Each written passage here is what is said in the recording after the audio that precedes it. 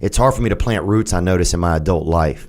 And I think it's because the soil's it's just not enough room in that soil from when I was younger.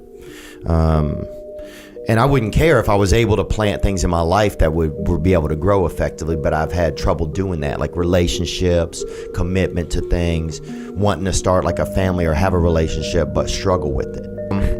One of the things that I noticed now looking back is that whenever I realized that that was my life situation, that my dad was real older and that my mom was working all the time, I didn't believe that the world was a comfortable place for me.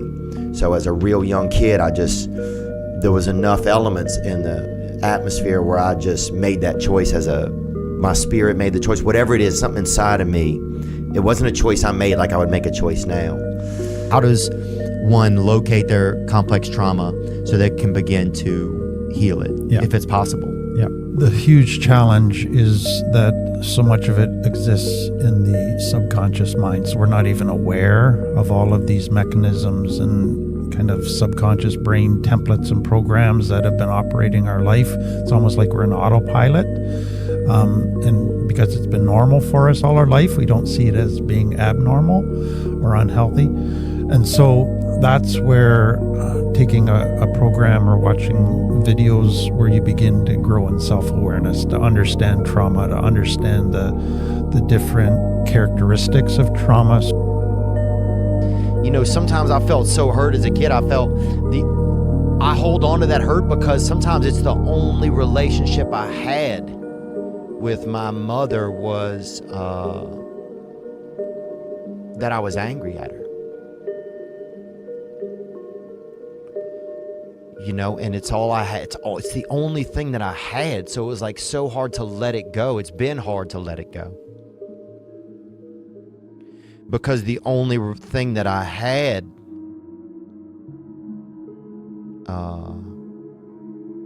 was my anger or my uncomfort or my pain. It was so hard to let it go. It's like a blanket, you know, it's like I know this isn't good for me, but somehow it keeps me warm a little.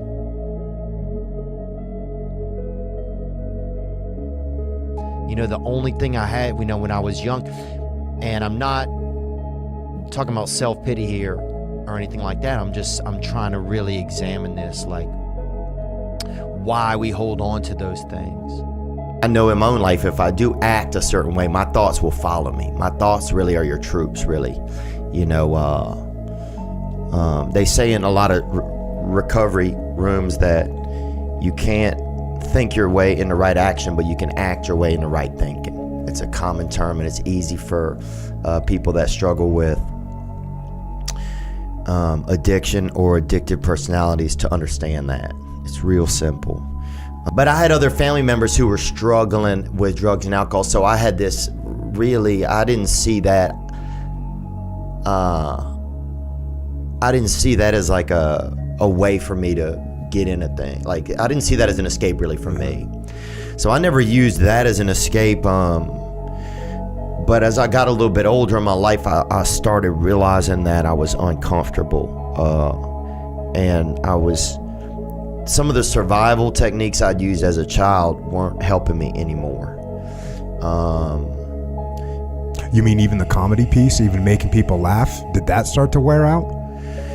Well, or what survival? It was the only connection that I knew. So I had a tough time making real connections with people, especially women, if I wanted to be in a relationship or even I think sometimes friends, or knowing that a connection was safe. Like sometimes I'll overdo a connection. Somebody will say, yeah, everything's fine, man, we'll be there. And I'll still be hyper worried about it.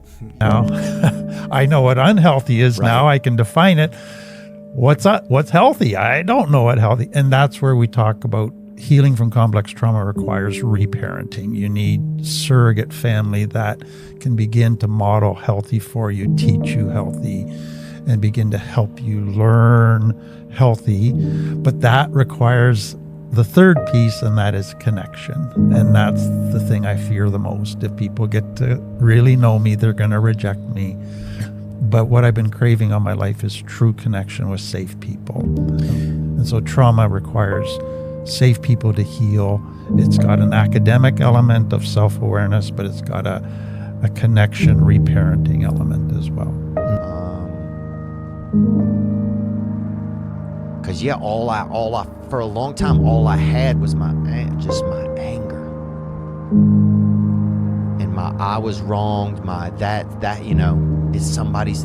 All I had was that, and when you have that from a young age with a parent, it's like it's not even you holding on to it as a conscious adult. It's this inner child that's got this claws on him. And people do the best they can. And all any of us are is just kids that are just getting older, and just trying our best in the world.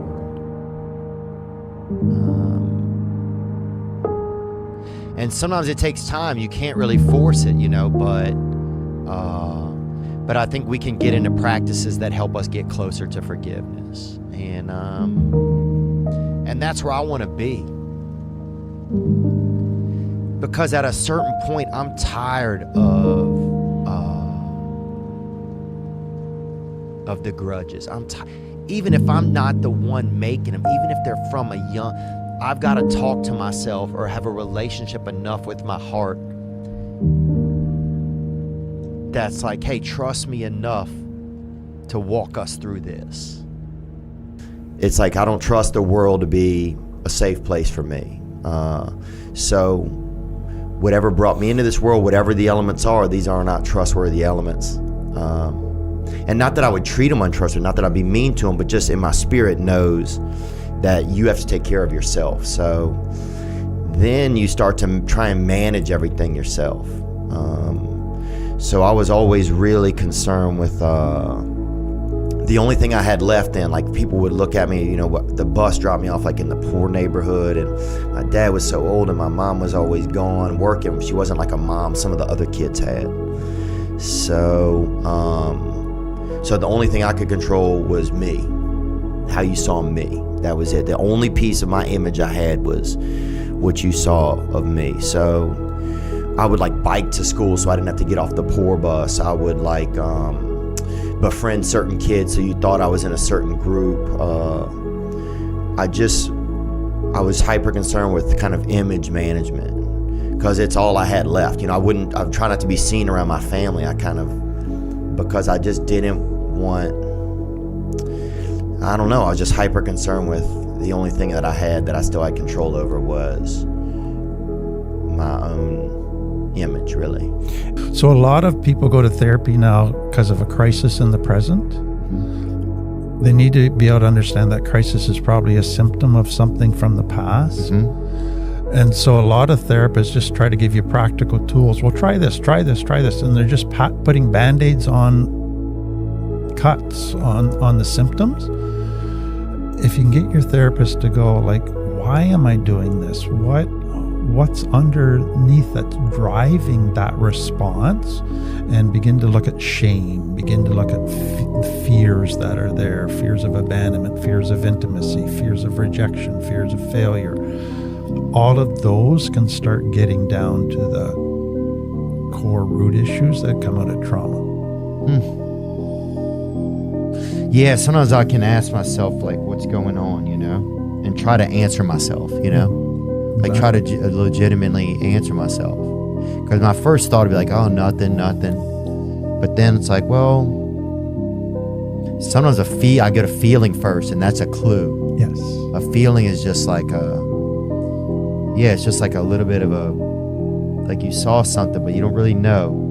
So sometimes if I feel something, I try to feel it more. I'm like, how can I feel this more? So there's a new term called compassionate inquiry. And so it's when you get a feeling. In the past, we get that critic, you stupid, why are you feeling that way? We judge ourselves and get really hard on ourselves. Oh, yeah. And so it says, instead of condemning yourself, be curious, compassionate.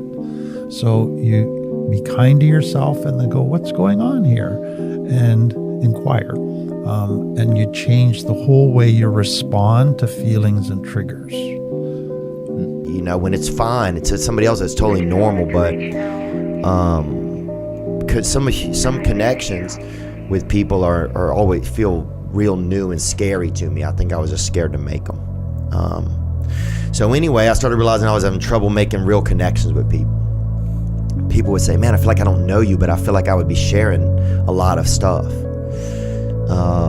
And so then I started going to some recovery meetings, 12-step, and I couldn't relate to the drugs and alcohol, but I could relate when people talk about how they felt, you know, just the feelings. And so I started learning about, other people feel some of these ways, and it's okay to have feelings or to struggle with them and whatever. And so that's when I really started to like being a part of recovery. And there's all types of it, you know. I mean, there's stuff for everything. There's recovery for people that wear shirts that don't fit or that fit too tightly. Yeah, I've struggled with that. Yeah, sorry. And then you're in a new place where you can have something, you know, it's like the moss of life never has a chance to grow on you, really. You keep outrunning the moss, really. And the moss is things that are real, or, you know, or barnacles, anything that you just evade things enough. And comedy just offered me that. I don't even know if I wanted to be a comedian. I think I wanted to not have to be somewhere. Anyways, what they've realized is there's a part of them that kind of hates that little boy and wishes he'd shut up and then quit bugging them and grow up and all of that. Kind of treats them like they were treated, and they have to learn to love and nurture that little boy. Okay. Because that's part of them. And just welcome them, make space for them, be curious, what's going on? Why are you upset? Like, I'm not going to judge you, just help me understand. And then help them process through it, because nobody helped them process through it. And eventually that little boy can heal. And so that's a useful tool for a lot of people, is beginning to go, let's welcome that little boy and parent that little boy, even though it's me, but it's part of me, and it's a part of me that got wounded. To say, hey, God, help me walk through this. You know, help me. I have felt unloved, or I have felt wronged, or I have felt this. Help me try again to give this person a chance to love me, because if not, I miss out twice. I miss out as a child when I wasn't able to make a choice. When I had, it was all survival instincts that I had to operate from. But I miss out as an adult when I am able to make a choice. But I wish you well there, brother, and just know that there's other people out there that are on this journey with you in some ways. It could be a mother, it could be a father, it could be a sibling. And it could be ourselves. Sometimes a lot of it for me is about forgiving myself. I want my life to be filled with other people.